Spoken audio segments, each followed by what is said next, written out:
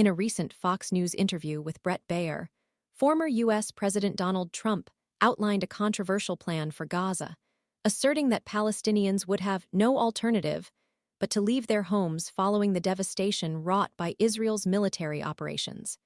He explicitly stated that his proposed takeover of the Gaza Strip would not include a right of return for the over 2 million Palestinians currently residing there.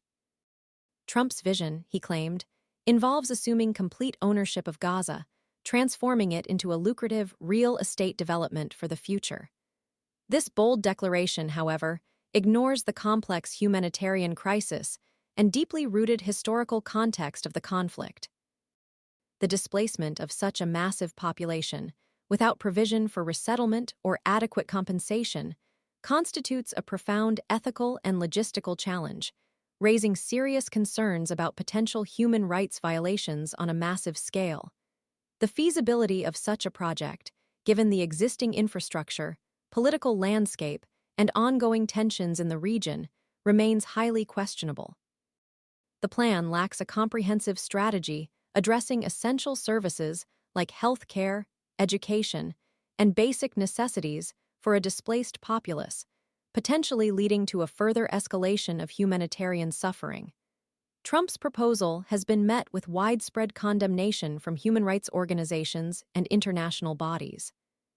Critics argue that the plan constitutes a form of ethnic cleansing, forcing a population from their ancestral lands without due process or consideration for their basic rights. The lack of a concrete resettlement plan further exacerbates these concerns, suggesting a disregard for the well-being of the Palestinian people. The potential for widespread violence and instability as a consequence of forced displacement is undeniable. Moreover, the economic viability of Trump's proposed real estate development remains highly speculative, given the precarious security situation and the ongoing political conflict.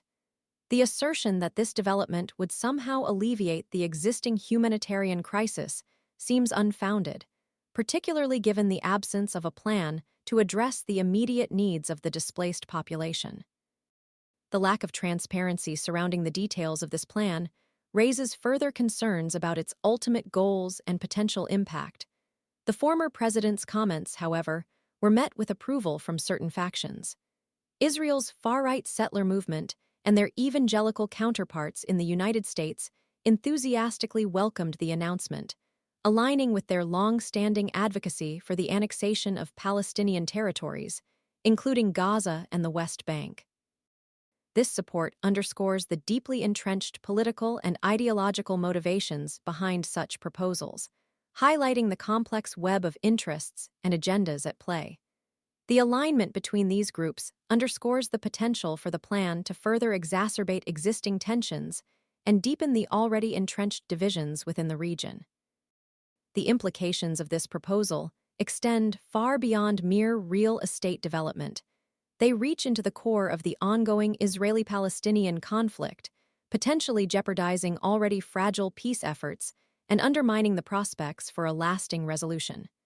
The sheer scale of the proposed displacement, coupled with the lack of a comprehensive plan for the displaced population, paints a grim picture of potential humanitarian catastrophe. The ethical and practical implications of Trump's proposal demand careful consideration and widespread scrutiny from the international community. The absence of a viable resettlement strategy casts a significant shadow over the purportedly benevolent goals of this proposed real estate development.